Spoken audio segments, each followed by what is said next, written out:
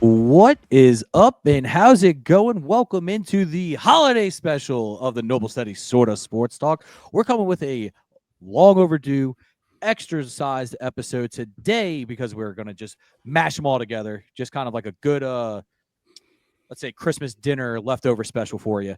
How's it going today, Joey? Who man? Yesterday was a great Christmas. I hope you all had a great Christmas.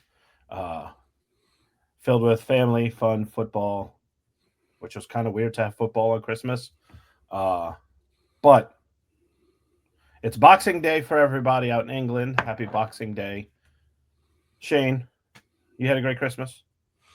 Great Christmas. Great Christmas Eve. I did hibachi for the family, which was fun. Homemade hibachi. Watched some interesting football games and a even more interesting halftime show. So we'll leave it at that. Hey, well, I'm glad to hear it, buddy. Look, I had a good Christmas, a lot of running around. Didn't get to watch as much football live as I wanted to, but I did catch the halftime show though that everybody's been talking about. And yeah, it was good. It was good Christmas. Good Christmas. Good to be with family. Good to be with friends. Ate too much, but it is what it is. Let's kind of give you a recap of what we're going to do today. We're going to talk about the Saints, of course. We're going to go over some big games. We're going to give you all your ATS picks so you can stuff your wallets as well as your stomachs this holiday season. And we're just gonna have a good old time, gentlemen. Are y'all ready? Let's do it. Let's do it. All right, Joe, since you were the first one, let's jump on in. I'm gonna let you take the ball and talk about how our poor Saints got absolutely demolished on Monday Night Football in front of everybody. 34 to nothing, Joey. What the heck happened? Man, I don't know what happened. I can't I don't know if it was the cold. I don't know if it was, you know, the lack of drive to play that game since they got eliminated. It was an ugly game. Uh, I mean, it's so bad. This is how bad it was for us. How bad was it? The Saints are the only team to have scored no points in a game this season. Okay, so that's one. Two, there was one play. It was one pass. They had two drop passes. You don't get that anywhere. That's like specifically for the really terrible teams, and that's how they played this past week. Yeah, it was definitely rough for sure. Shane, I'd love to get your thoughts on it, man. I wish they would have played a little bit worse, and I wouldn't have lost my dynasty matchup by 5 points. But yeah, there's that. Yeah, I don't even know what to say. The fact that they did something that the Jags, Raiders, Giants, and every other team that's looked completely horrible this year says a lot. I went to bed at halftime, to be completely honest, just because I just saw where the game was going. It's tough to watch them do it. Even though I'm happy they lost because of the draft position, I'll continue to want us to be in a better spot. It's still tough to watch your team look that bad. Does that Yeah. guarantee us a top 10 pick? If we win the last two, we would be knocked out. But we're pretty much going to be locked in, unless somehow we lose the next two. We're pretty much locked into probably like anywhere from 8 to 10 is what we're looking like. Yeah, no. You just got to blow it up. You got to start from scratch. They did report before the game.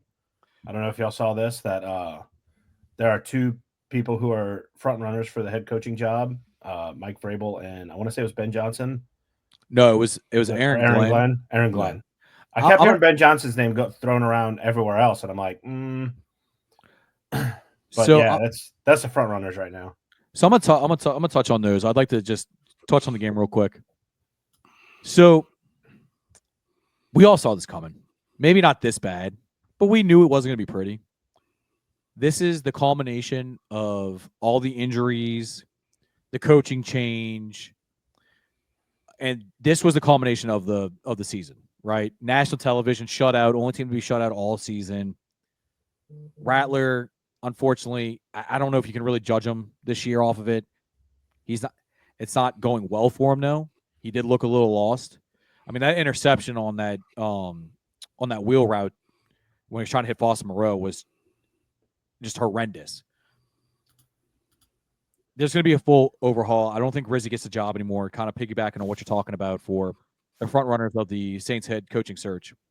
Let's just start with the two that they're talking about. Good little transition here because I don't think, unless there's anything else y'all want to talk about the Saints game, I don't think there's really anything else we need to touch on.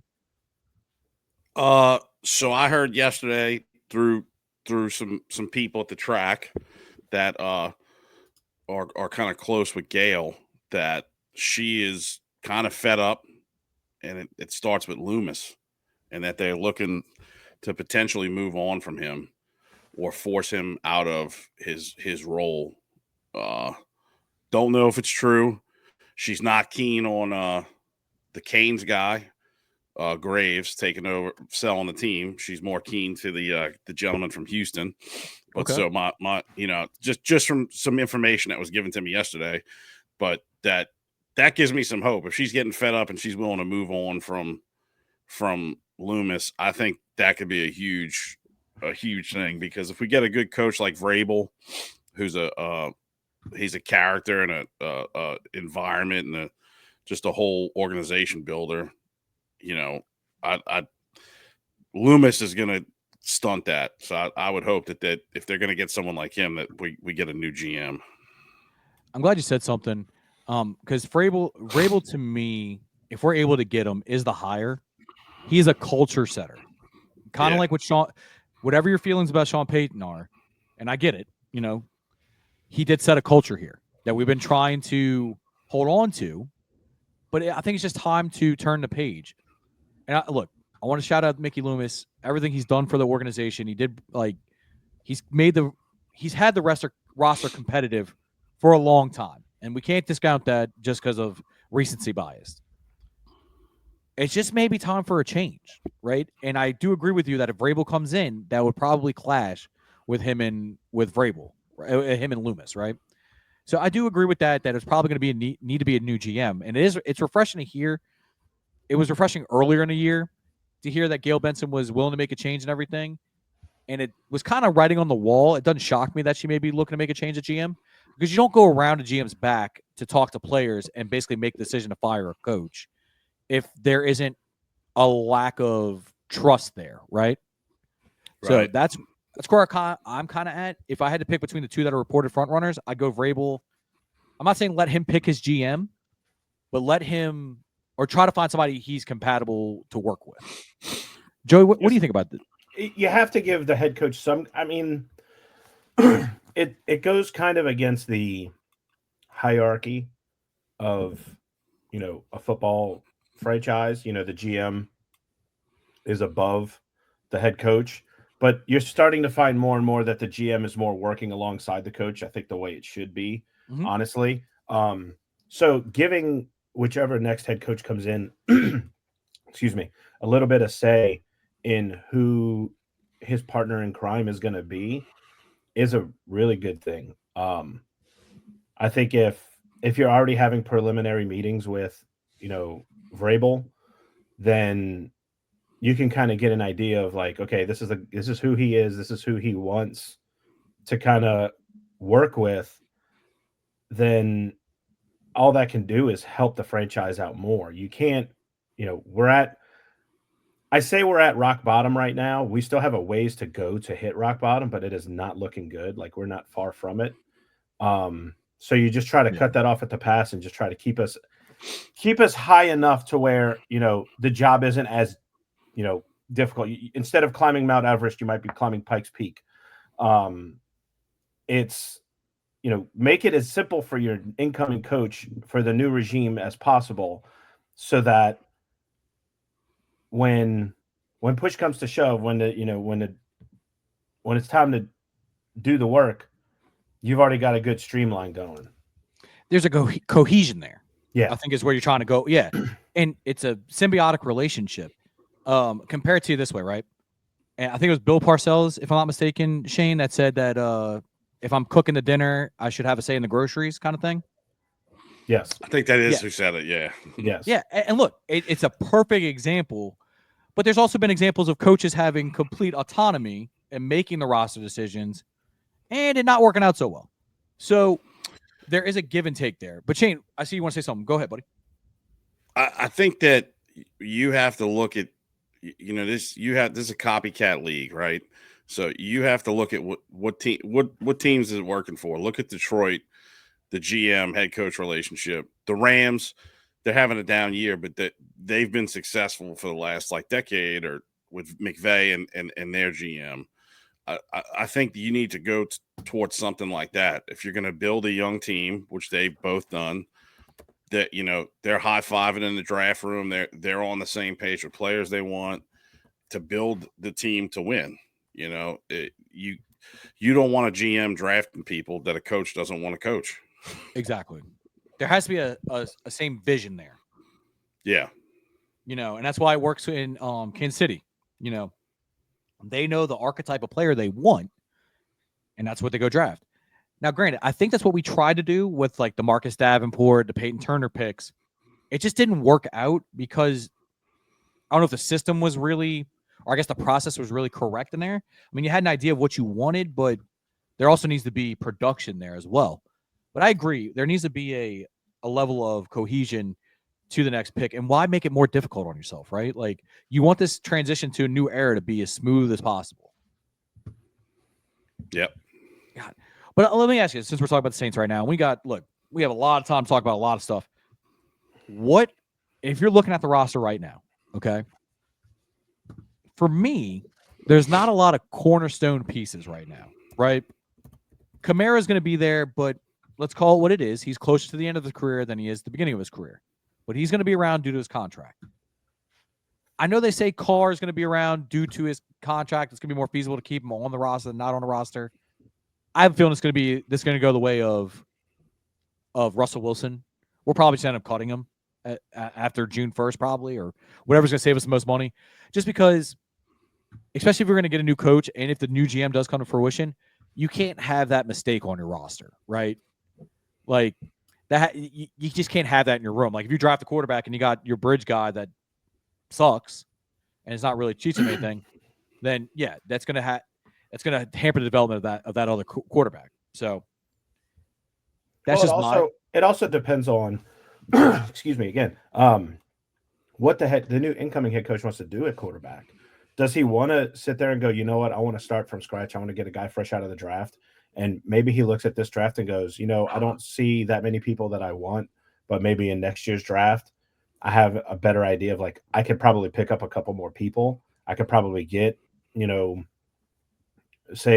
let's say somehow Garrett Nussmeier has a Joe Burrow type season in next season, or even a Jaden, I get what you're saying. Just something where it's a massive improvement where it's oh, this might be the guy.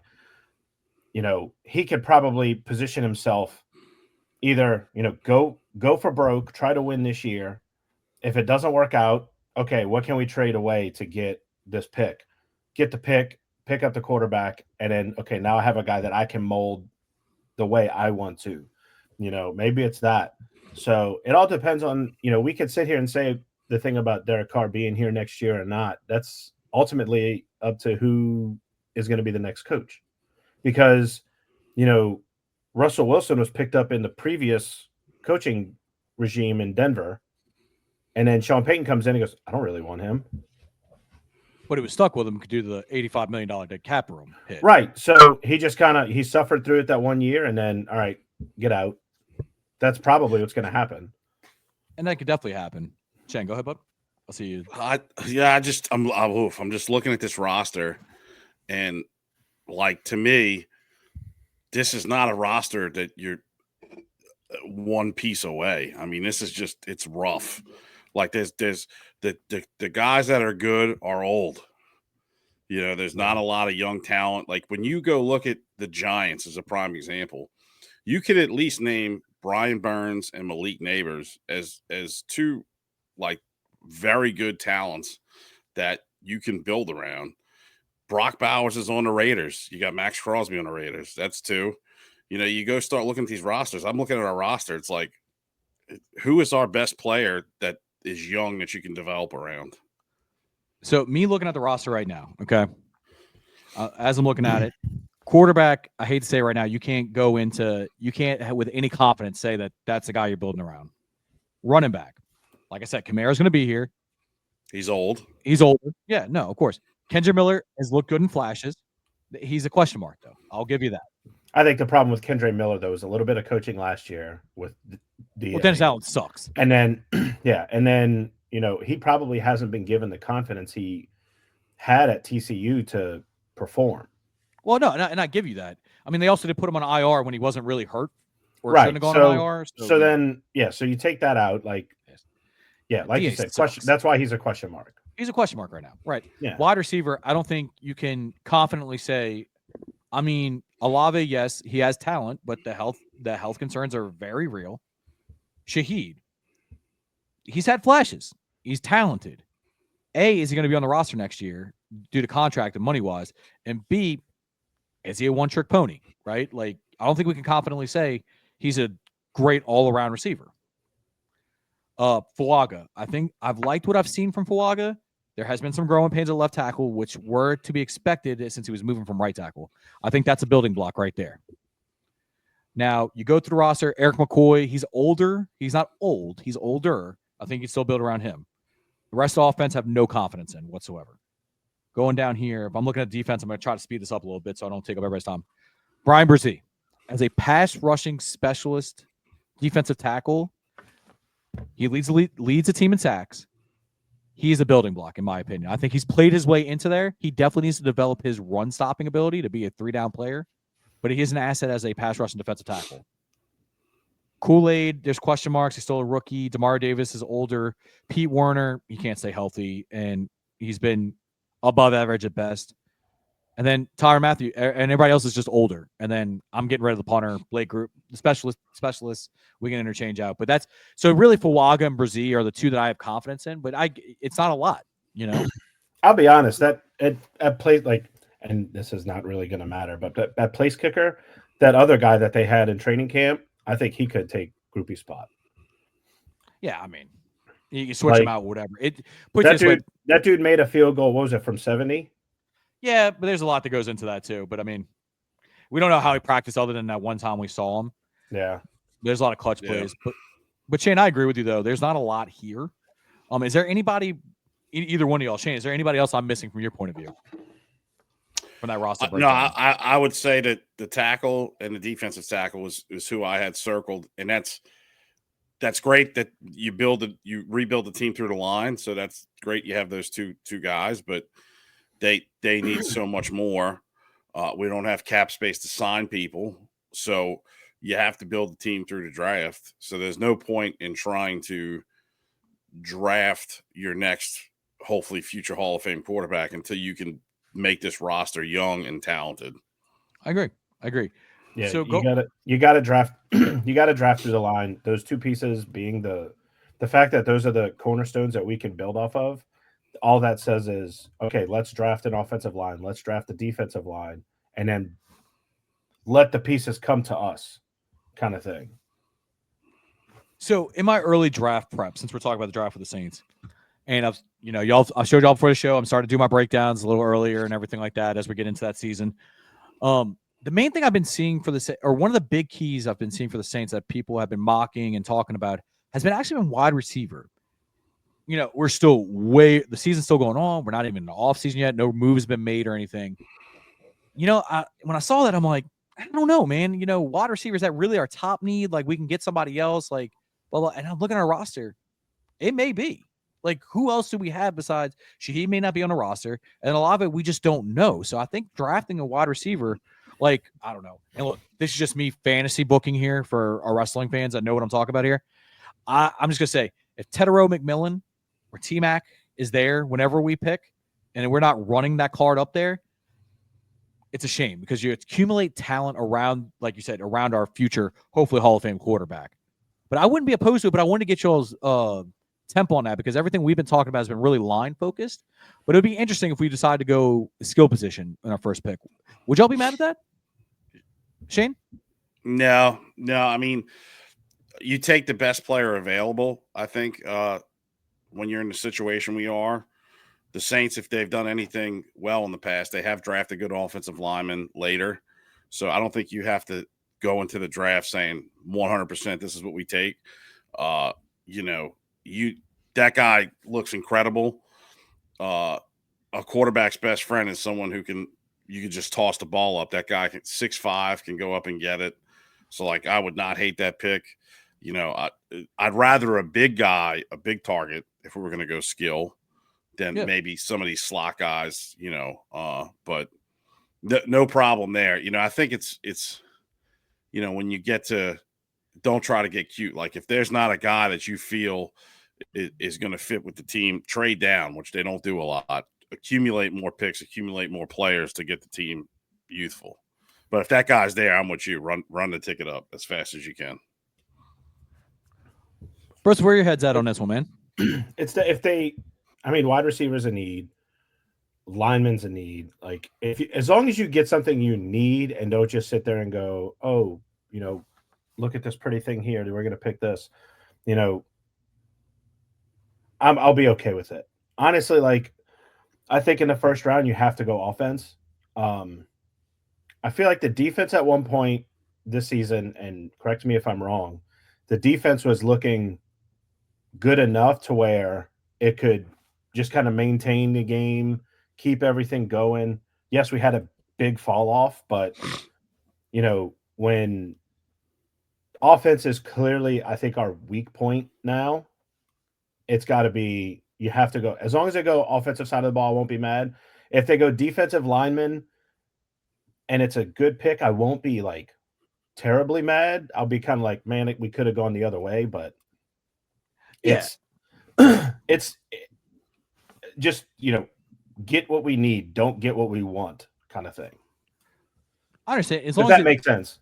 Yeah, it does. It does. I agree. There's both merits to that. I do agree with you that offensive would ideally be the selection there. I wouldn't hate a defensive lineman, like you said, like a pass rusher. I think would be a need on there as well. But yeah, it was just interesting because that didn't even really cross my mind as a top 10 wide receiver pick. But it's when you look at it, it does make sense. It's going to be an interesting offseason. Let's just say that. Look, we got the Raiders coming up this week. It's gonna be a race of who can lose first. Yeah. And if we could somehow lose that game, that would go a long way in helping us with draft position. But for some reason, I don't think that's the way they're gonna go out. But we shall see.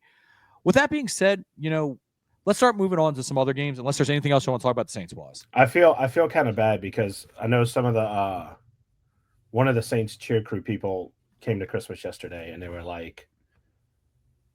They were talking about, I got to go to the game on Sunday because we got, it's the last game of the season. And I'm like, man, they gotta make something sound way better than it is. Like they know, like I'm sitting there telling them like, I want them to lose because we could get a higher draft pick. And he's like, yeah, but I have to cheer for them. So I have to hope that they win. And I'm like, you can cheer that they lose. I know, but you can't do it. Cheer every time they lose lately. You can't. And when you have that logo on your chest, you have to hope they win no matter what. It sucks. Can you imagine if you're just like sitting on the sideline, like sitting in the stands, you just look down at the cheer crew and like they just scored a touchdown, and you see one person go, yeah, and the other person going, shit. They see like the Saints score a touchdown, it's like they're slamming the sign down on the ground. Right. And like, just throwing, damn it, son of a bitch. So I just looked up 2 mock drafts. One was Yahoo, one was CBS. CBS had us taken. They all have us at 10 right now. Yeah, that's right. Had us taken Luther, the wide receiver, Burden. Okay, I think his name is. Mm-hmm. But the other Yahoo had us taking the safety from Georgia. Okay, I guess we replaced him for Tyrann Mathieu. But real quick, you talk about Luther Burden. That dude, at least the little bit I've watched so far, dude's tough as shit. He's a little rocked up, like 5'11", about 200 pounds is what I'm guessing is going to come in at. Like DJ Moore-ish right now is what I've seen. But he's tough as nails, dude. That dude will go toe-to-toe with a 300-pound defensive tackle for a crackback block, and I love it. So I wouldn't hate that either. But he's more on the smaller side. So, look, Ted McMillan is who I'd want, but hey. But who doesn't want the number one ride? Well, that draft had Ted McMillan going to the Panthers. Yeah. that would be nuts. Anyway, as the playoffs are coming to, we're kind of wrapping up. Like I said, we were watching a little bit of the Christmas games yesterday. Watching the game on Netflix, the Ravens game on Netflix. And it got me thinking, right? The Texans have already clinched a playoff spot. You got the Ravens just absolutely kicking the crap out of them. They end up winning that game 31-2 yesterday. And it got me thinking, pretenders or contenders, right? Like, to me, Houston just doesn't look like a real contender for the Super Bowl right now. So I want to go down the segment, and I believe, Shane, you have the playoff standings pulled up right now. Correct. Let's roll through them, and let's do a fun little segment of pretenders and contenders for each team that's in the playoff race right now. What y'all think? Y'all down for that? Yeah, let's do it. Let's do it. You want to start AFC or NFC? Let's go. Let's go AFC. We'll go alphabetical right now. Okay, AFC. So first seed, the Chiefs at 15-1, locked in as the first seed. All agree contender. Yeah. Yeah. Which, real quick, we're talking about them. Man, they're going to do it again, aren't they? They're turning it on at the right time. They're chugging along. Dude, I'm just telling y'all. I don't want it to happen. It's just we've seen this story before. I'm just not going to be shocked. Like Bengals, Bills, AFC Championship. Bengals are going to sneak into the playoffs. Going to get hot like the Giants did back in the day when they beat Brady. And the Chiefs are going to have to play the Bengals. And they're going to lose the first game after the bye. You heard it here first. Hear this, though, real quick, Shane. So it's funny you mention that. So the Bengals have to win out, right? And then they have to have the Broncos lose out. Yeah. Who are the Broncos now? You know who the Broncos play week 18? The Chiefs. You cannot tell me the Chiefs are not going to want to be like, hey, we don't want to help the Bengals get into playoffs. That's the only thing that stops me from that. Because I could totally see them being like, we're benching everybody. Yeah, Adam Schefter brought that up. He said that the best thing the Eagles could do is let the Giants win because it'll drop their draft position down, and they might not be able to get the quarterback that they want. So like it's a strategic move, like rest your players, and let the Giants move down a spot. Because right now they have the first overall pick and potentially getting Cam Ward or Shador, whoever they like, but they could potentially lose out on that depending on where they settle. Dude, could you imagine? That would be the Eagles giving them the middle finger. It's a great move. It's a great move if they do it. Hitting Saquon and then doing that? Oh, that's just cold-blooded, man.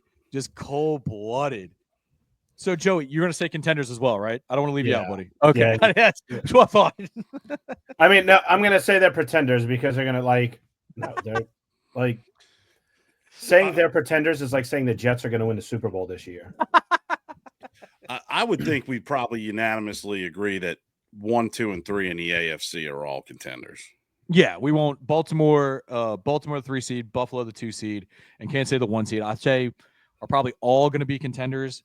I do have to see it for Lamar. I'm not trying to be a Lamar hater, but he has not won in the playoffs as much. But the way he's playing right now is lights out. I don't think that's being a hater. I mean, it's being realistic. Like, yeah, I know. But some people, you're a good regular season quarterback, and then you get to the playoffs, and if you shit the bed every year in the playoffs, and it's like, what have you done?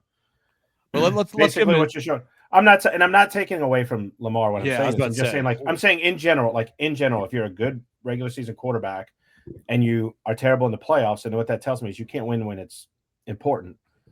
But that's not Lamar Jackson. I feel like he is, he can win games in the playoffs. He's just got to get over that hump. Well, yeah, and look, when you're facing Patrick Mahomes, when you got to go through Patrick Mahomes and the Chiefs, it's not easy. Yeah, I think the AFC is honestly the better conference.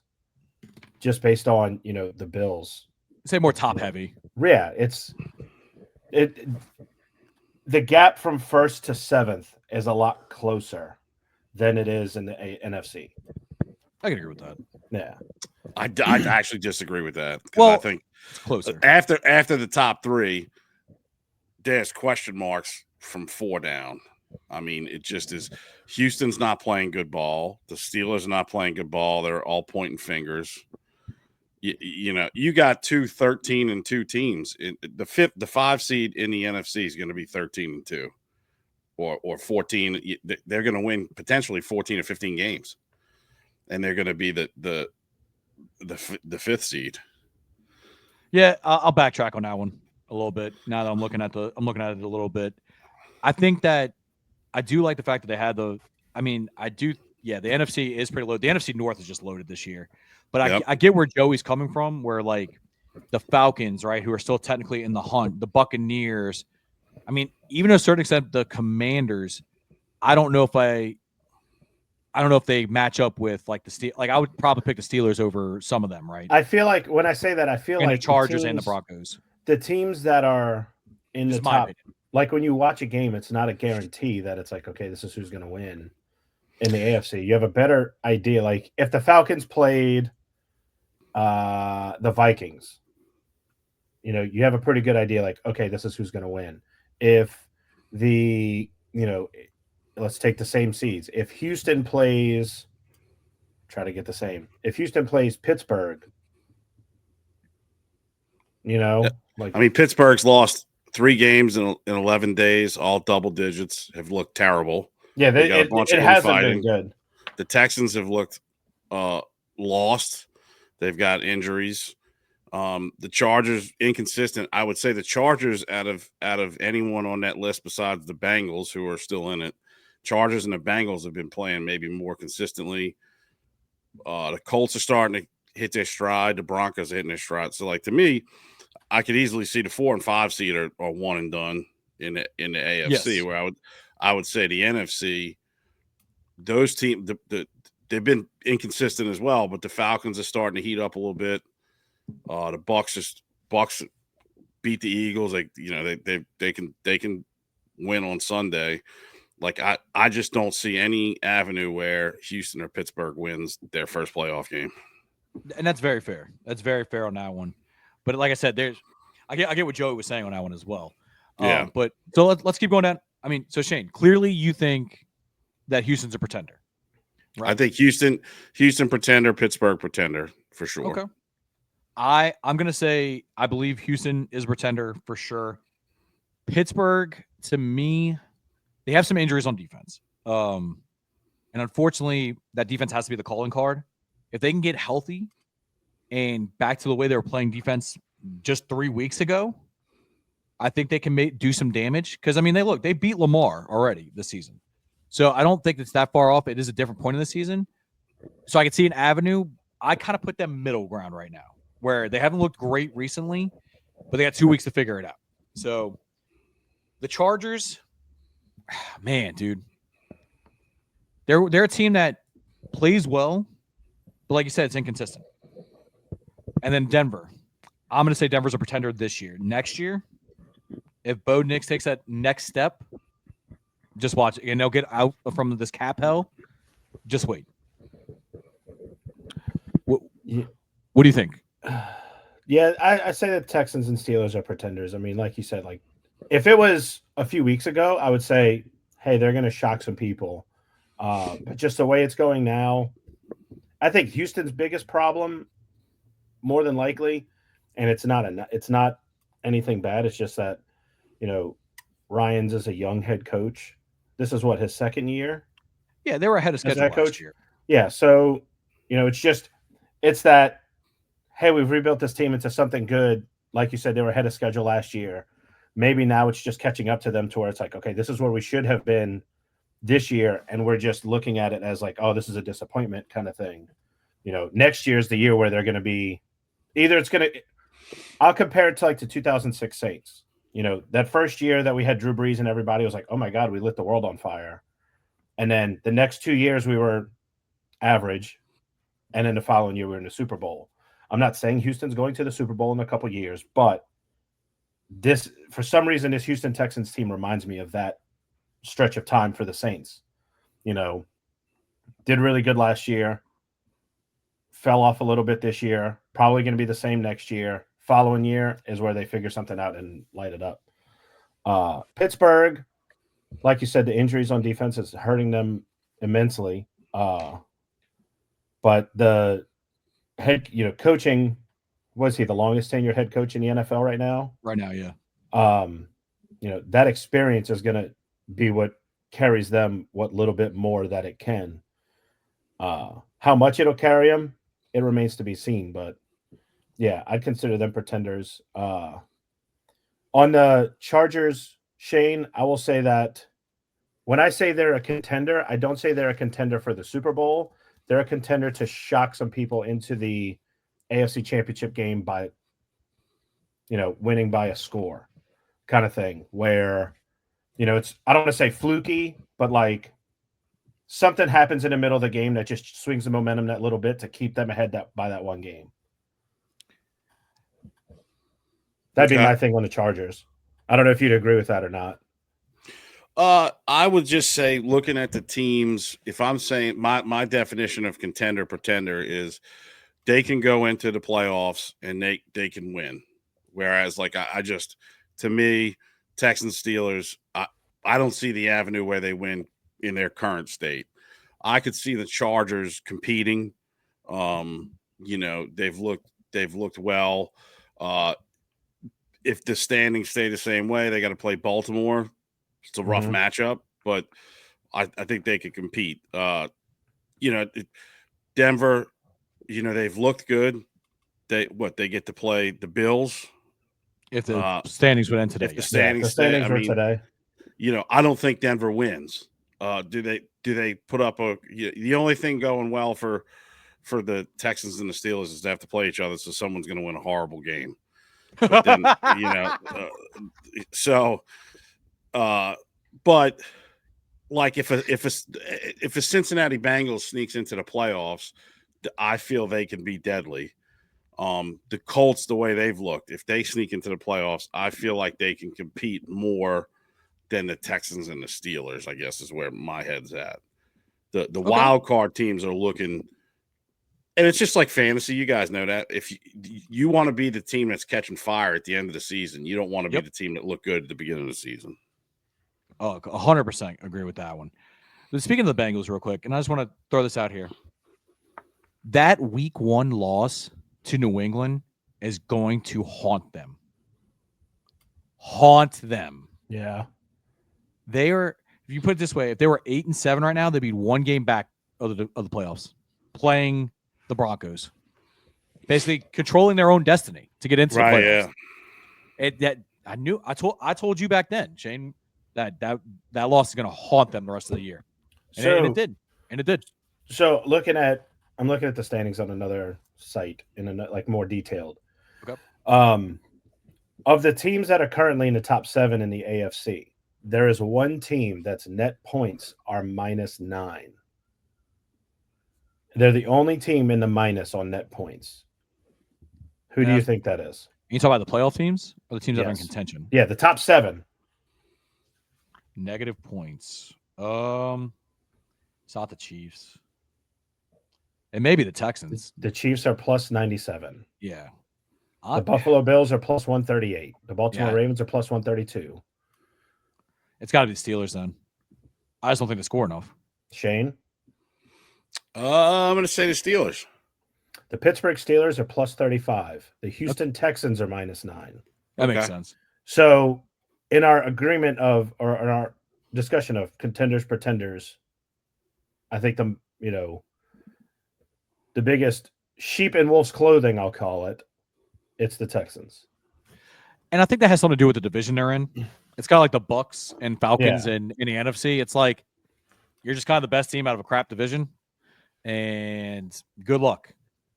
Now, Houston, well, no, because they weren't really streaking at that point. Like they were never really like that far ahead. I was going to say they kind of remind me of the Eagles last year, but the Eagles were like 10-1 at one point and just completely fell off the face of the earth last year.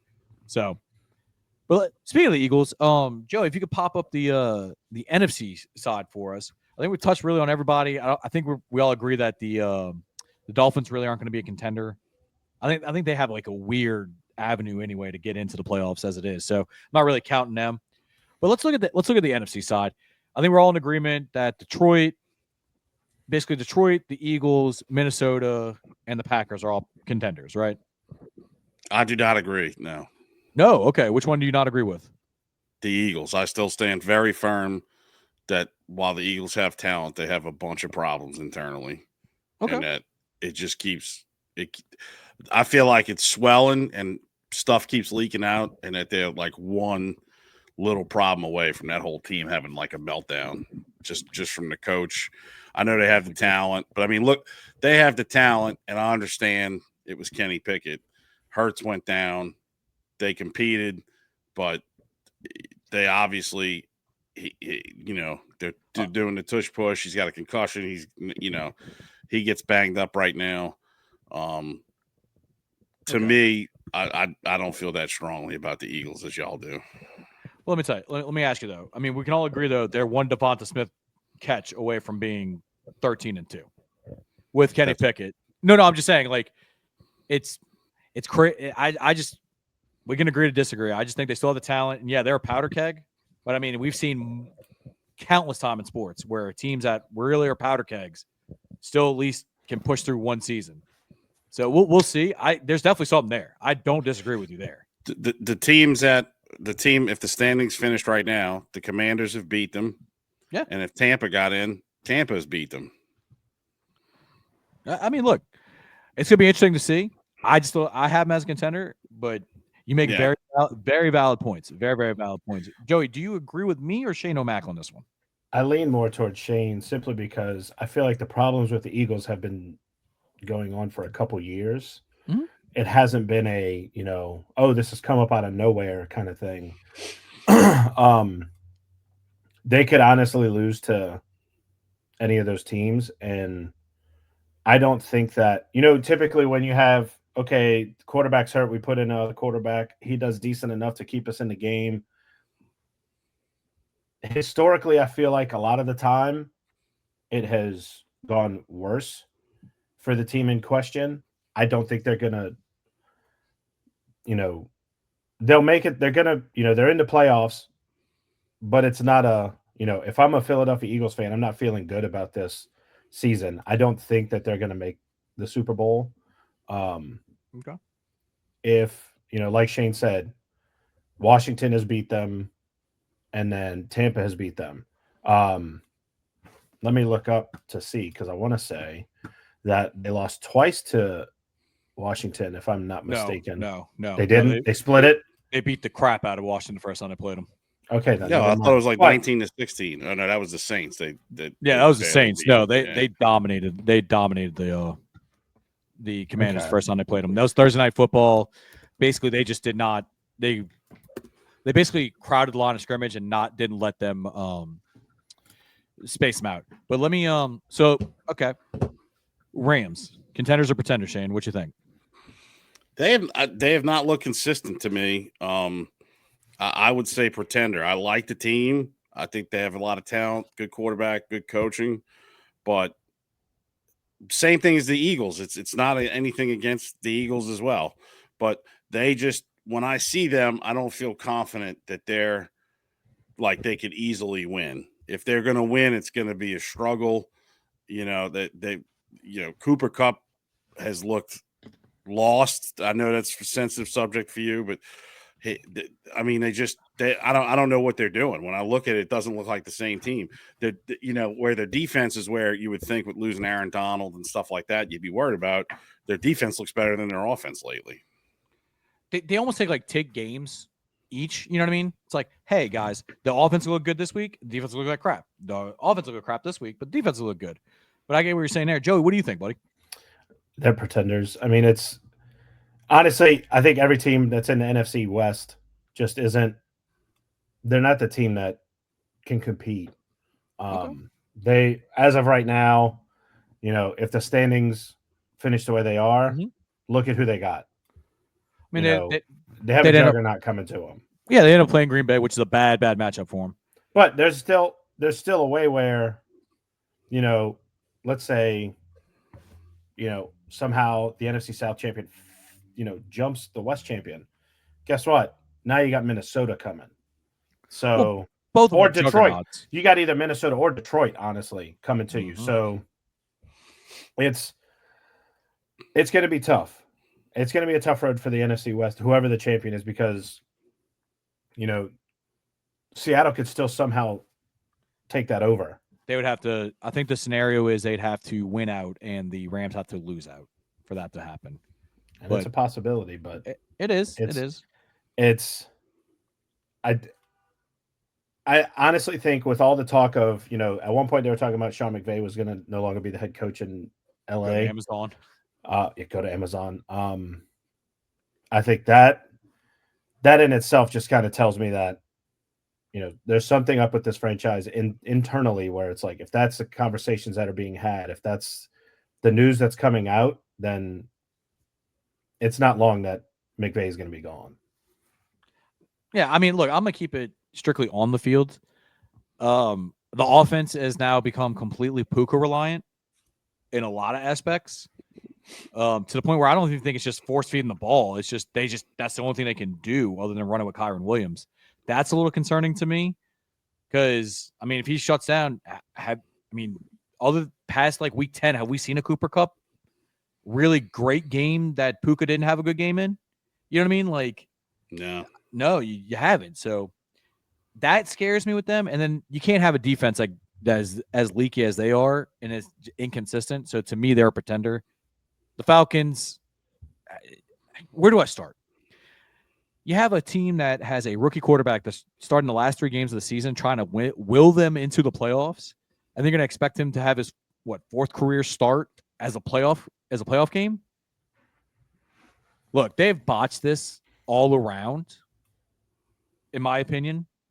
Look, they got lucky that they did draft Michael Penix, but the story is that they didn't realize how good Michael Penix was until after they signed Kirk Cousins. How do you not have your homework done? Like, as a Saints fan, I love it because it just shows how incompetent they are.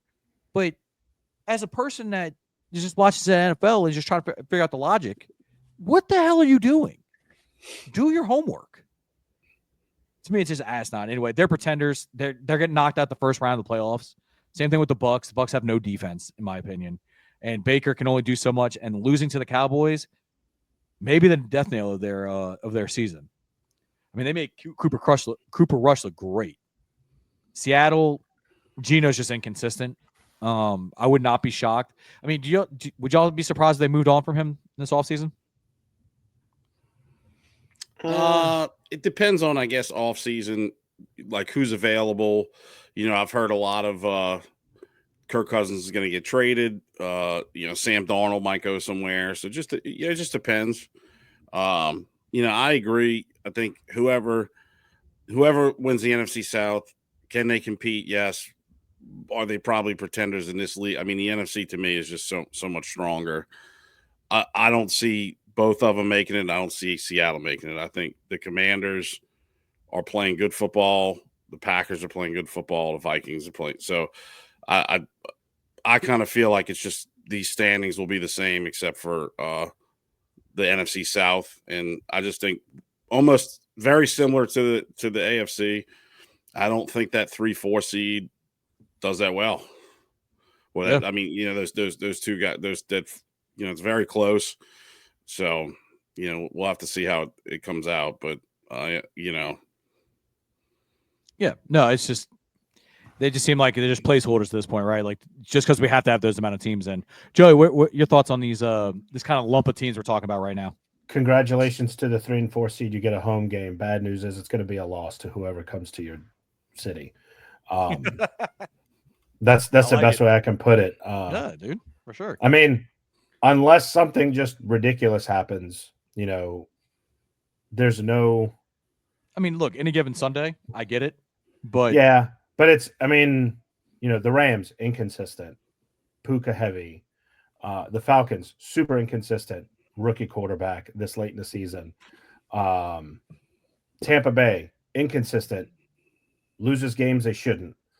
Seattle, they're 1 game away from elimination. Just kind of,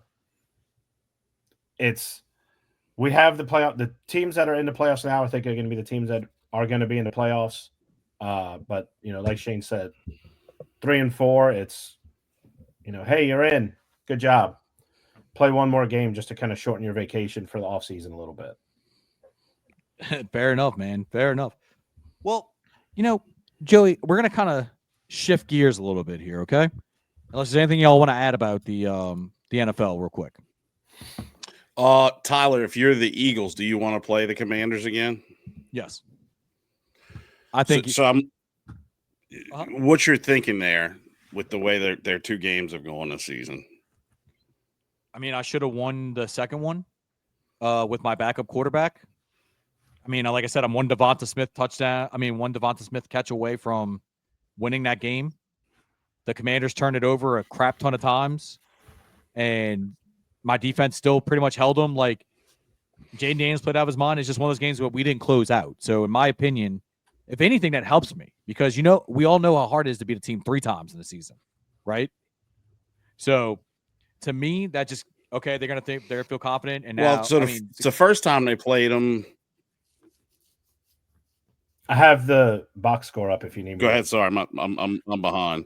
No, you're good. Go ahead. Yeah. The Commanders were up 10-6 at the end of the third quarter, and then the Eagles scored 20 points in the fourth 20 quarter. points in the fourth quarter. Yeah, I was trying to do the quick math. They scored 20 points in the fourth quarter and still only won by 8.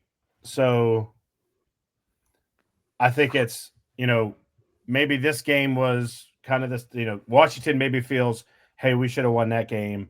Philly feels like, hey, we should have won the second game. I can see according to ESPN's win probability thing in the fourth quarter, Washington had a 59.5% chance to win that game at that point. If I go to the the most recent game, it peaked at Philly was going to win, but had an 87.2% chance to win their game. So wow, it's going to be. I think it's just those. It comes down to who makes less mistakes in the game that they play.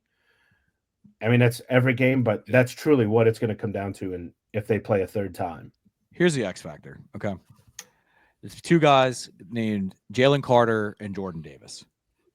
If the Washington Commanders cannot get Brian Robinson or the quarterback run game going north and south, and they force them to go horizontal, that's the way you beat Cliff Kingsbury's offense.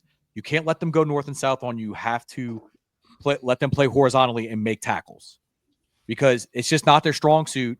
Now, don't get me wrong. Jaden Daniels has a great deep ball to Terry McLaurin, but they can't do it every single play. So if you muddy up the middle and make them go horizontal on you, that's where the Eagles, I think, have a bigger advantage and can leverage that in the game, just from what I've seen. I think what you meant to say was the Commanders' X factor is obviously Marshawn Lattimore. Okay, hold up. Sorry, I couldn't help myself. Hold on. I knew I'd get you with that. My thing is, though, how do you talk crap after the game? I get it, dude. You had one great pass breakup that Kenny Pickett threw way behind A.J. Brown. The rest of the game, though, you might as well call it A.J. Brown daddy because that's how bad he was beating your ass. Like, I knew that would get you. God, the way they talked about him, though, he was freaking Deion Sanders, and I'm like, bro, he's a great. Anyway, but yeah, I always thought because I texted you that I'm like, dude, he is really celebrating a lot after getting fucking torched most of the game. Yeah. What do you have, like 3 defensive pass interference penalties or something like that? I will give him one. I think he had 2 on one drive. Yeah, it was 2 on 1. I know the second one of the one of them was bullshit. A terrible call. Yeah, but anyway, I digress. But yeah, that's how I see the Commanders and Eagles round 3 going, in my opinion. But while we're filming, Teddy Two Gloves has signed with Detroit Lions. Hey man, good for him. Really? I hope he gets a state champion. I hope he gets a state championship and a Super Bowl ring this year. You know what I mean? That'd be pretty cool. That is state champion Teddy Two Gloves, sir. That's correct. Got to put some respect on that man's name. On that man's name. Oh God, man, I liked him as our backup quarterback. It was always nice. Like we see him ride his bike from the apartments above the district to the games was always enjoyable to me. But good for him, man. I hope he gets a ring. I'm still hoping for that Detroit Buffalo Super Bowl. You cannot tell me that those fans would not be fun as could be. Those would be. That would probably be. What was it, Shane? The Super Bowl that will unite us.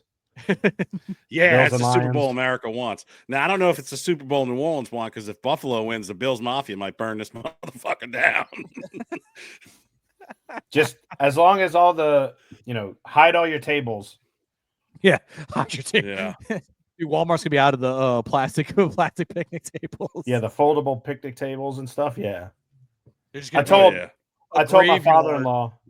father-in-law that if the Bills make it to the Super Bowl, y'all have to become a pickup only place for like a month, because they're gonna come in and destroy all your tables. Yeah, right. Oh man, you imagine it's out of there. But Joey, or gentlemen, I should say, before we jump into our ATS picks, and if there's nothing else we want to talk about football, Broseph, on the subject of Netflix having live sporting events, I know there's an event that you would like to talk about and touch on before we get to our ATS picks and kind of just have a group discussion about. Joey, go ahead, my friend. I think this is a pretty big news story, because this shows that Netflix is serious about live sports. Like, people said, "Oh, well, they're going to get the NFL Christmas Day games. That means they're serious." No, this is where they're going to start making their push. It was announced in the past week that Netflix has picked up the 2027 and 2031 FIFA World Cups for the women. I'm only concerned about it because if you're getting the Women's World Cup rights, and this is just in the U.S., mind you, if you're getting the broadcast rights in the U.S. now, what's going to stop them from trying to get the English rights, the Australian rights, the Spanish, all around the world? Because Netflix is an international company. And I don't know if we remember the nightmare that was watching Paul Tyson. I know Tyler does.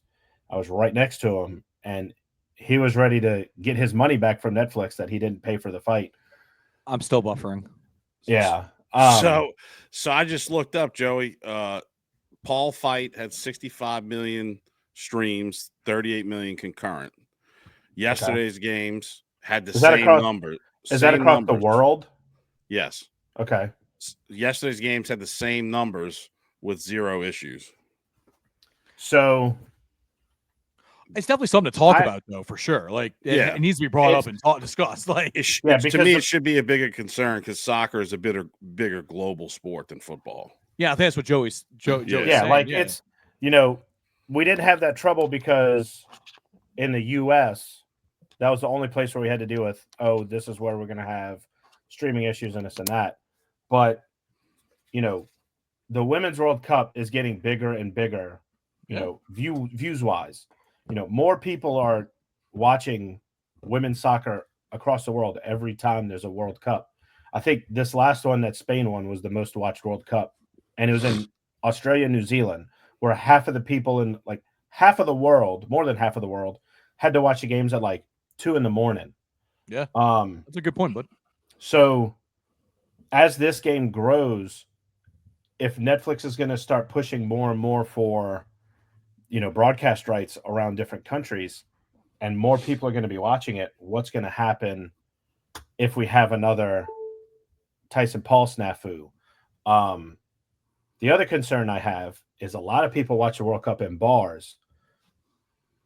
How's that going to work? Are you going to have bar-specific packages where they can have the games on all TVs, or where they can have multiple games on TVs? Because when you get to the last match day for the group stage, for all the groups, they're playing games concurrently. So, and I know there's a limit on concurrent streams. So how do you fix that problem? Oh, you're going to pay up for it. Will bars have Netflix? Will my Netflix price go up again, because now they're starting to get live sports? These are the concerns that I have going into, this next World Cup cycle and all of that. And then, are they going to go for the Men's World Cup's broadcast rights? Because in the U.S., Fox had them, and I think it was NBC Universal had the Spanish rights. Well, I think now that has gone to Netflix as well. So where do so that's more eyes that are going to be just on Netflix, just in the U.S. So I do want to point out, those are all great points. I do want to point out yesterday, though, that CBS did handle the broadcast of it. If that I makes think sense. they had a deal. I think they had a deal where Or if they something handled- happened. They handled the production. That's what it was. Thank you. They handled the production. So that's And I another think they had it. I think they had it where if there was another Tyson Paul snafu issue, kick it over. they would kick it over to at least, if not CBS main, CBS Sports Network. But hear me out though. Something to that effect. So, and this is the question I posed to both of you. Since we didn't have any issues with the stream yesterday, is that more Netflix being able to, since they're not the production side of it, focus more on the broadcast? If that makes sense, like making sure all that's straight for the stream, or do you think it's more along the lines of they realized the snafu that happened with Jake Paul and Mike Tyson, and they realized we can't have that happen on Christmas Day? How many live events did they have prior to Tyson and Paul? I can think of one. I know they had a few shows. Like they had a and I only know this because of my wife, a Love is Blind reunion special that was supposed to come on, and they kicked it up. They literally tried to do it live and had to tape it because they couldn't figure out the live thing. I mean, this is a judgment-free zone. If you like Love is Blind, Tyler, we support you. I really don't. That show. Now, don't get me wrong. I love my Sure you trash don't. TV. No. Look, if there's any trash TV that I like, it's gonna be the 9 Day Fiance. Because I can't get over these people being like, "Yeah, he may have taken my social security number, my credit scores, but he still loves me, and we're getting married in 90 days." It's like, what? That's more my alley. You know, okay? I would say, like, I would say back to the Netflix thing. They've tried some live stuff; it didn't work. You troubleshoot, you get better. The Tyson Paul thing was terrible. A couple weeks or months later, they pull off 2 NFL streams with no problem. They got 2 years to figure out how to cover a global soccer event being streamed. I think they're just going to get better. The thing that because obviously they couldn't get worse. The thing that kind of worries me a little bit is, so ultimately when they have World Cups, it's the networks around the world tap into the international feed that FIFA produces. So when you watch, if you watch a World Cup game on Fox, it's not Fox cameras covering it, it's FIFA. And they're just letting you tap in. You know, so you'll have FIFA will be in charge of like, hey, here's the stream, we're giving it to you. You know, but you're in charge of your own studio broadcast. You're in charge of your own, you know, broadcasters. So at what point, like what kind of overlay or what kind of overlap is that going to have? You know, who's going to produce it? Because like we said, or like you said, CBS basically handled the production side of the NFL games yesterday. So maybe that did help. But, you know, this reaches billions of homes eventually. This reaches, you know, billions of people around the world eventually, because you don't make a move like this for just the US and say, okay, we're good. This is where we're going to stay. If 2027 is successful, I'm sure there are contracts in Britain, in Spain, in France, all over the world that are going to be coming up, and they're going to go, hey, we'll take that. Hey, we'll take that. well, yeah, of course. Then it's, you're not going to have, oh, just CBS is going to cover the production. You're going to have CBS, Sky Sports, whatever the French one, the French broadcasting is going to handle. Like, there's going to be so many different cooks in the kitchen that I think it will begin to affect how that game is sent out. Honestly, I'm surprised that FIFA hasn't just said, you know, hey, we have a subscription service. This is how much it's going to be a month. You will get access to the World Cup. They could do it. Yeah, People would buy it. But it's a lot easier when somebody's like, hey, we'll do all the work for you and pay you to do all the work for you. And so you don't have to worry about anything. Just collect this check from us. I mean, that's another. I'm just saying, like, you know. Like ESPN has the Formula One rights, but what they do is they just take from Sky Sports in England and they say, okay, we're going to use their broadcast. So it's their talent, it's their production, all that. So if you watch a Formula One race on ESPN, it's a Sky Sports broadcast. They're paying to put that E on the screen. Yeah. Basically. That's essentially all it is. Basically. But no, dude, I'm glad you brought this up. It's definitely something to talk about. And Shane brought up a good point. Like, it's a global event, right? Like, it's valid. I mean, look, they screwed the pooch so bad with the Mike Tyson fight that I think their true test will begin January 6th when they have Raw.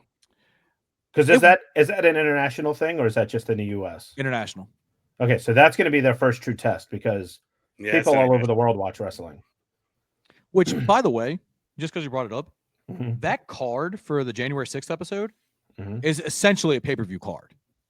You have to do that. It's essentially a pay-per-view. Just throwing that out there. You have to do that. You can't sit there and be like, okay, we're going to, we're starting a new era in our company. Let's put out, like a regular Raw. Let's do a middle of June, no big pay-per-view coming up kind of card. You have to do like, what's the biggest we can go? They're going big. The Rock's going to show up. But anyway, gentlemen, I hope. I think it's about that time. Who's ready to make some money? Money. I think can I get a little excitement here, guys? Come on, let's get some money here. I'm doing my dance. You don't see it? I do see it. Let's go to our ATS picks, gentlemen. We have a bunch of games to go over. And, since the holiday special, we're going to go over all of them. How's that sound?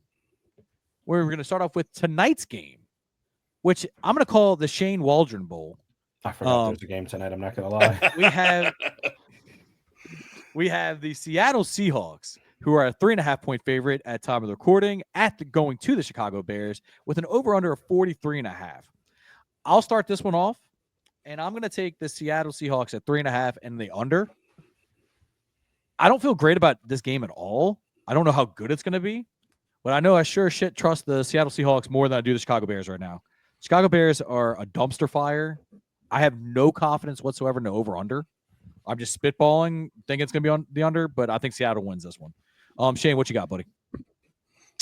I'm with you. Seattle minus 3.5. I took the over just because I still feel like 44 points.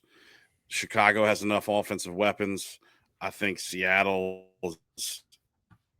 is JSN's look great. DK's look great. Walker's out, but Charbonnet's look great. I think there could be some points in the game, but same way, I think go either way, but I feel like Seahawks win this game pretty handedly. Barosov, why don't you wrap this game up for us, big dog? I took Seattle minus 3.5. They're playing for their lives. They have to win and hope they get some help to stay alive in the West. But I also took the under because I feel like Seattle's going to be the team that's going to basically boost those points, and I don't think Chicago's going to do anything to help get that over the hump. So I took the under. It's Chicago. Chicago to me is like pretty much just they don't exist this season. They're not that good. They they had that little bit of hope, and now it's gone. No, you know what killed their season? They're going to be like that for a couple years, to be honest. You know what killed their season? Is that Hail Mary.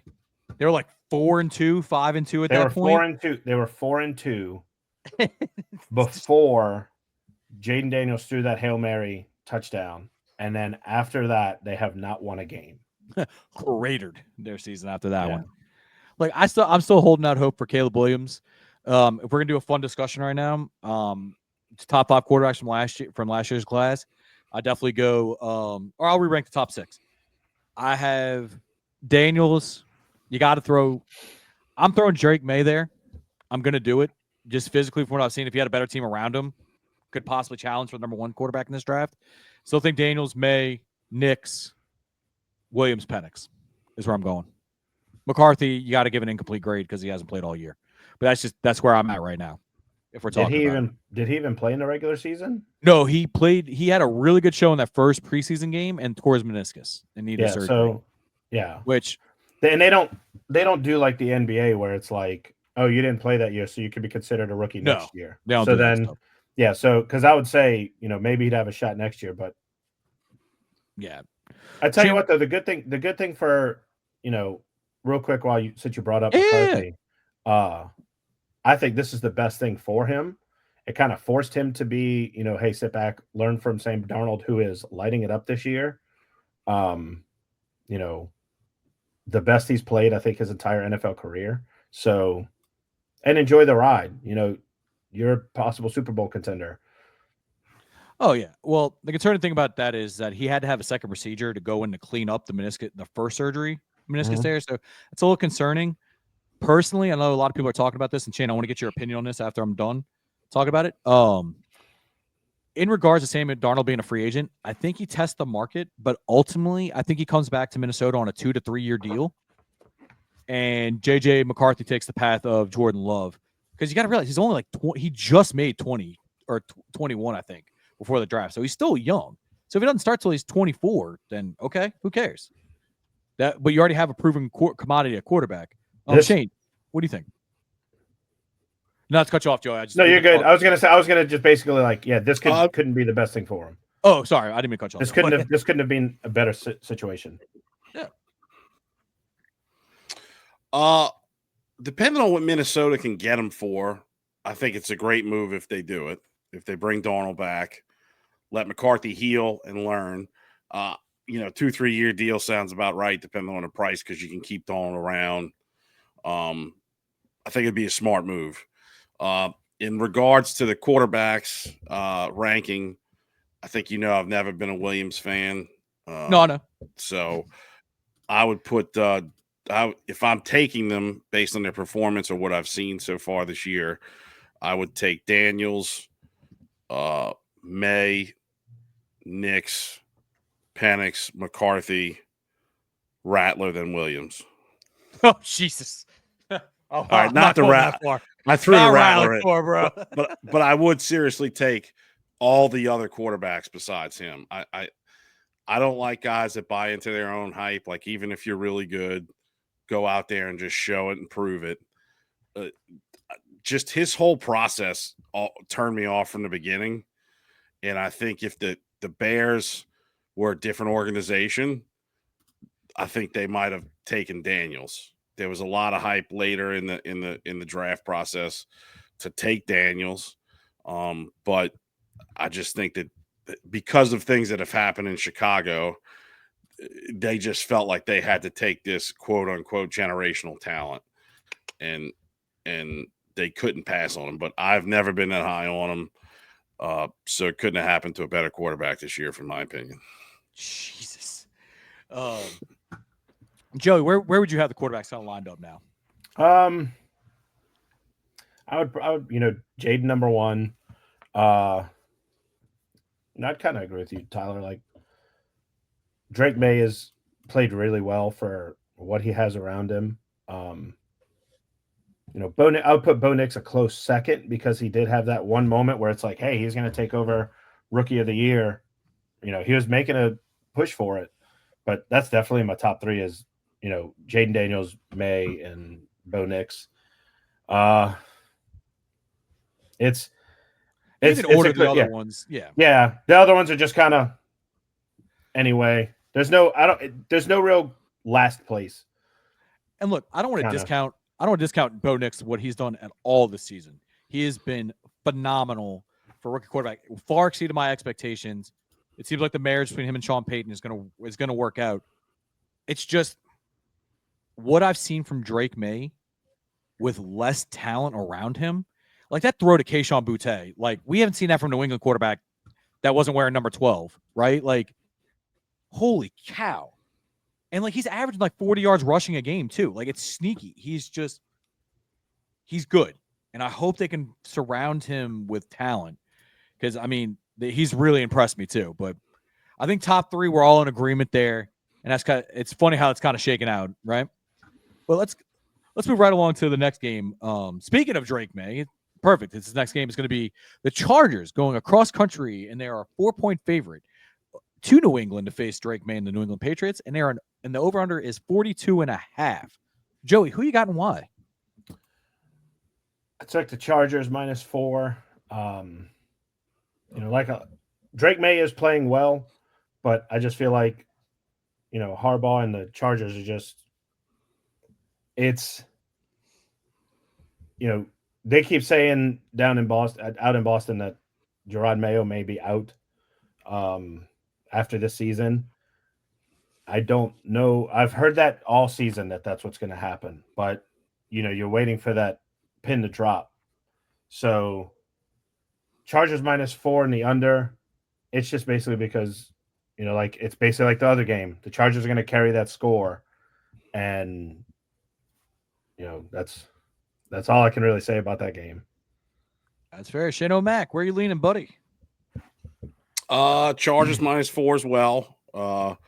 I think I always go for the over when I'm torn with these like lower 42.5s, 43.5s, like the last game. I think if the Patriots can put up 24 on the Bills, Chargers have been putting up 37, 28. I just think that game could be. I think the Chargers beat them by a touchdown, but I still think those guys can score some points. They've looked good lately.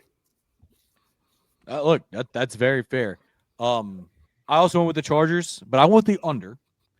But I do want to point out one X factor to y'all. I mean, even though we all went with the Chargers on this one, is J.K. Dobbins is eligible to be activated off of IR at time of reporting. So that could play into a factor, and I think he could at least bring a little bit of juice to the offense. It's been kind of lacking a little bit since he's been out.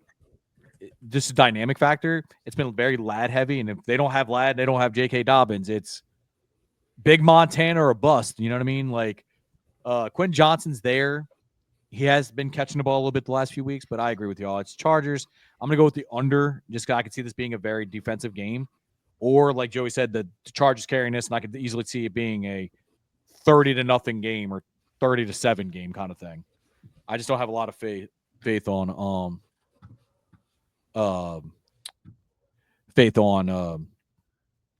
them to carry that. So let's just I think that's where we're all pretty much in agreement on that one. I will say though, Joey, let me ask you real quick since we're on this game. Mm-hmm. Man, I feel like the Chargers and Justin Herbert are one weapon away, right? It always is like they had the Keenan Allen, Mike Williams kind of dynamic. One of them always seemed to be kind of hurt, but now they got Ladd and everything. So I'm hoping that they get one more weapon, because Justin Herbert always feels like he's on the cusp of being one of the best quarterbacks in the league, but never makes that leap. You know what I mean? Do you know what the most dangerous phrase in sports is? What's that? They're one piece away. Yeah. Oh no, when you're a team that's one piece away, that is, that's dangerous, because people who say that typically they get that one piece and it falls off a cliff. I do agree with you. I think that they are, a wide receiver target or a healthy running back all season away from being, a couple of these games maybe going the other way. Especially the Chiefs, they lost by 2 in the last game. So that could be the difference for them. All right. Fun exercise here. Ashton Genty, number 1 considered running back coming out next year, right? Mm-hmm. As somebody that has number 1 pick in their rookie draft, would you rather see him go to the Dallas Cowboys or Los Angeles Chargers? Can I chime in there? Yeah, I was about to say, Shane, I want your opinion on that one as well. Yeah, I want to hear Shane's opinion. I would say the Chargers, and the reason why I say that is because of Rico Dowdle. Although he screwed me last week, and we're not going to talk about that, he has looked extremely well in the passing game and the running game, whereas I think you're potentially going into a split backfield. Whereas if you put him in the Chargers lineup, I mean, J.K. Dobbins and the Gus Bus are great. They're serviceable for the Chargers right now, whereas you're putting a true superstar quality running back in that backfield that would take over that. So I would say the Chargers. Yeah. That's what I was going to say. And also I still think they're trying to figure out a little bit, like we said, injuries haven't really helped them out with, J.K. Dobbins, Gus Edwards. They're trying to find that more every down back than they've had, and someone that can stay healthy and be consistent. That's what it is. It's the health thing. J.K. Dobbins played because honestly, if J.K. Dobbins could stay healthy, they don't need a running back. No, but the concern's always going to be there. The dude's had 3 major knee injuries since he's been in the league. I mean, if I wasn't 100 pounds overweight, Joey, I could be a safety. I mean, If ifs and buts were candy, every day would be Halloween. there you go. There it is. But let's kind of move through these games. I don't know. Do y'all want to let's just start it. Y'all want to cover every single one of them, or do y'all just want to kind of highlight a few of them right now? Well, I think you could top line them if you want, Tyler. I mean, like we're all basically on the same page for some of these. I don't think we need to go through all of them. Yeah. All right, that's fine. Yeah. So here's one that we are going to discuss because there is some kind of differences here. We have the Denver Broncos going to the Cincinnati Bengals, who are a 3.5-point favorite. And also there's an over-under of 50 points in this game. It should be fun, should be a lot of offense. Shane, I'm going to let you take this one, Mr. Contrarian. Go right ahead, buddy. I'm just a believer in Joe Burrow, Jamar Chase, and Chase Brown. They've looked good. You know, I think that they're playing more consistent. I like both teams the way they're playing. It's just more of a gut for me. I think the Bengals are playing for their life, and they're at least gonna put themselves in a situation to where they win the last 2 games and do everything they can to try to squeak into the playoffs. Because if they can squeak into the playoffs, they're deadly. I feel like the Broncos are almost the same, like you were talking about with the Falcons. If we're talking about next year, I feel like the Falcons and the Broncos both can be kind of deadly, where they've gotten some time on their belt. Knicks has obviously had more times than Penix, and he's looked good, but he still is making some kind of youthful mistakes. So, of course, I would kind of lean towards the Bengals in this one and the over. I think both teams are going to score some points. Those are very valid points. Joey, I know for me, we did the same thing. We took the Broncos plus 3.5 and the over. I'm agree with Shane that they're going to put up points. Look, I could easily see this being a 3-point game for the Bengals, right? So that extra half point really makes a difference to me. I just think the Broncos are going to keep it close. I think it's going to be a close game where they could win. I just really like I just think the defense is going to be the X factor for the Broncos, even though they have been a little leaky lately. That's just where I kind of draw the differences, right? Like, if you have to, for me, when games are close, I find where the big difference is. The big difference is I trust the Broncos defense more than the Bengals defense. Joey, where were you at, buddy? I mean, Cincinnati's got a winning record against the spread. They're 9-6. However, this year has been the how can we not win these games year for the Bengals. I think somehow they're going to give it up. It's going to be a late touchdown that they give up to the Broncos, and their season's going to be done after this week. I think that's what happens. If they lose this week, they're out. It's a disappointing year for Bengals fans. The talent is there. I trust Burrow, Chase, and Brown, but I just feel like, luck is just not on their side this year, and it's going to continue. So that's why I took the Broncos. It's just, I think you just kind of, you sulk in this year, you kind of deal with the problems you had off the field, if you had any, and come back fresh next year if you're the Bengals. I mean, it makes sense. It really sucks. You don't want to waste this year that Joe Burrow and Jamar Chase are having, but they're definitely trying to get him a triple crown for sure. And I'll have those stats next week before I mention it. But yeah, I agree. I agree with everything around on that. But there's no bad point I would take from either one of y'all on that. So let's kind of keep moving on here. One game that we all in agreement with are the Cards that are going to the Rams, who are a 6-point favorite with an over-under of 48.5. Gentlemen, we're all in agreement. We think the Cards are going to keep it within 6 points and going to be an over. I just don't know how you're giving them 6 points when they beat the crap out of them in week 2. I get it, 2 different teams, but 6 points for a divisional game just seems like a lot for me, and they're going to score. Y'all kind of agreement on that one? Oh, yeah. Yeah. Yeah, that seems kind of easy to me.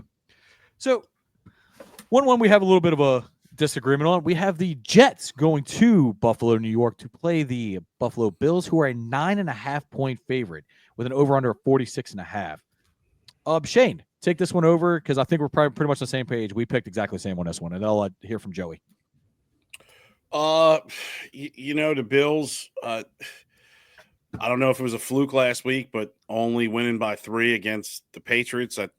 As much as I hate to say it, the Jets have been moving the ball and look at least a little bit better. Too little, too late. So I just think 9.5 is a lot of points with the offensive firepower that the Jets have.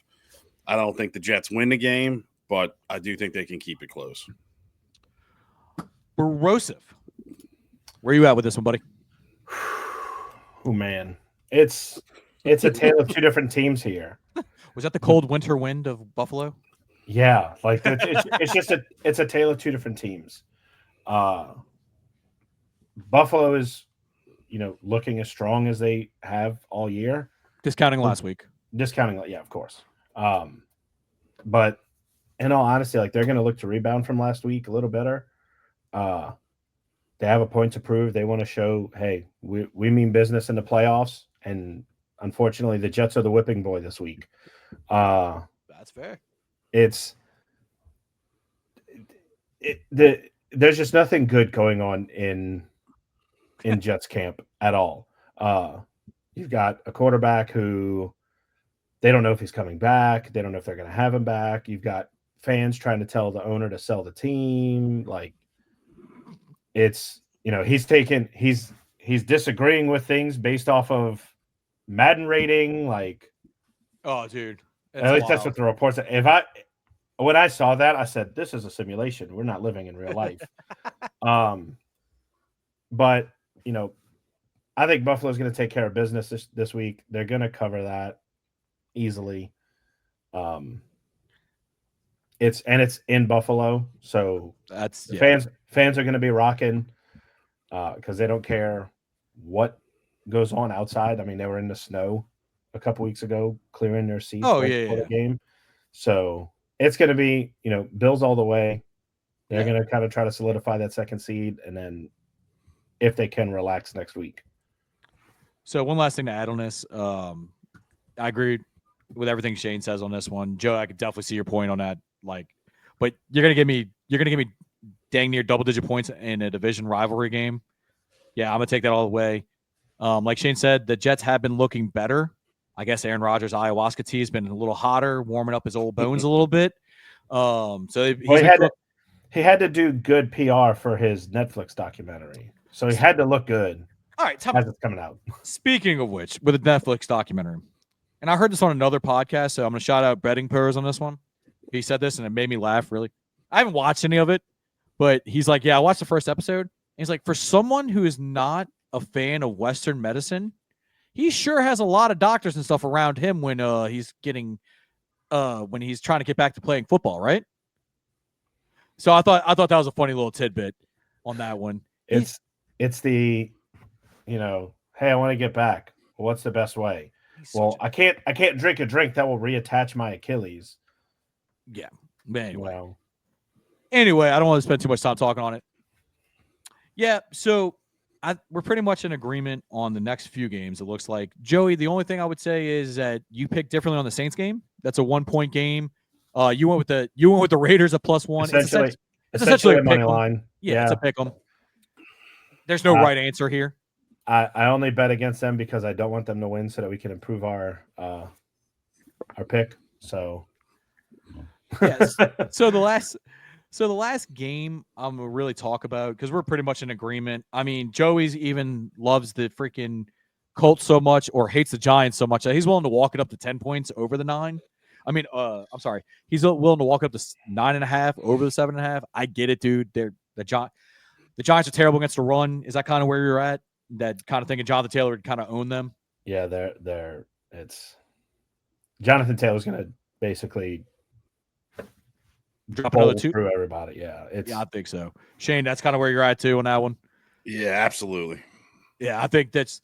And look, I read a stat today. It's like the Giants gave up it's one of the higher percentages of deep balls. So I think that actually works for Anthony Richardson on those moon shots he throws. So we could see some monster numbers from Josh Downs, maybe even an Alec Pierce touchdown randomly. So I don't think it's gonna be close. Give me the 7.5 all day on that one. And then let's go with the Monday Night Football game, guys. I believe that's the last one where we're just not in total agreement here. Yep. Because we have one walk up. But yeah, let's talk about the Lions, and who are 3.5-point favorite going to the 49ers, and the over-under is 51.5. Not going to lie, a little shocked on the over-under. I guess they're thinking Detroit's just going to put up a crap ton of points. But give me Detroit at 3.5 and over. San Fran is just decimated by injuries.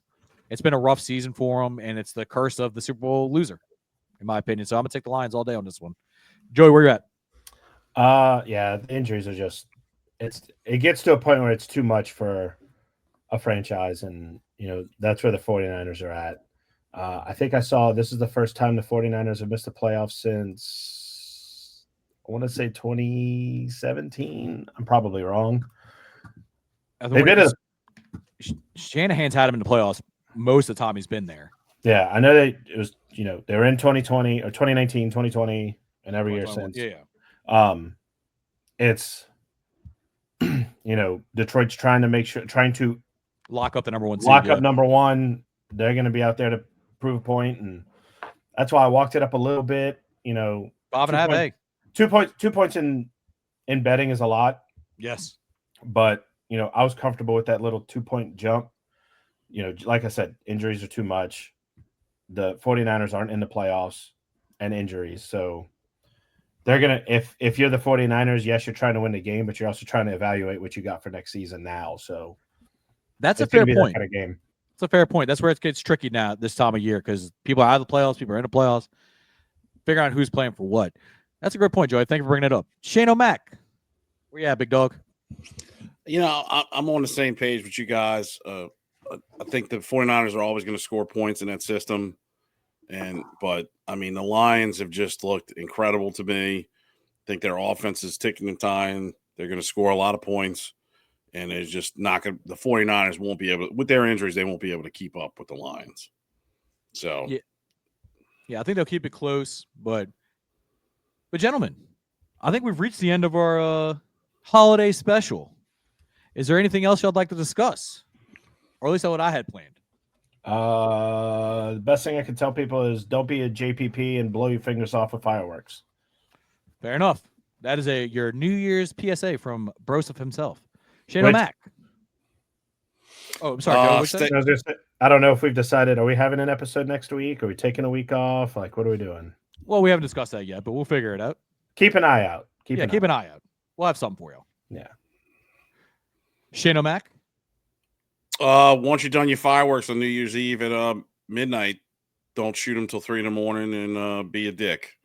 So some people like to sleep overnight, and the dogs don't like it. So that's very fair. PSA for the dogs out there. Be considerate, people. One last thing I'm gonna say, man.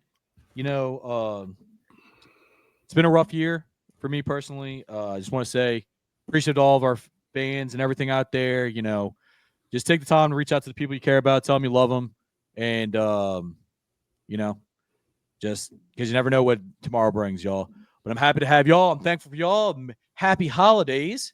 And we're going to be peacing out, and we'll have some for y'all next week. I promise y'all. That is the holiday special for the Noble Steady Sorta Sports Talk. We appreciate y'all coming in. Until next time, peace.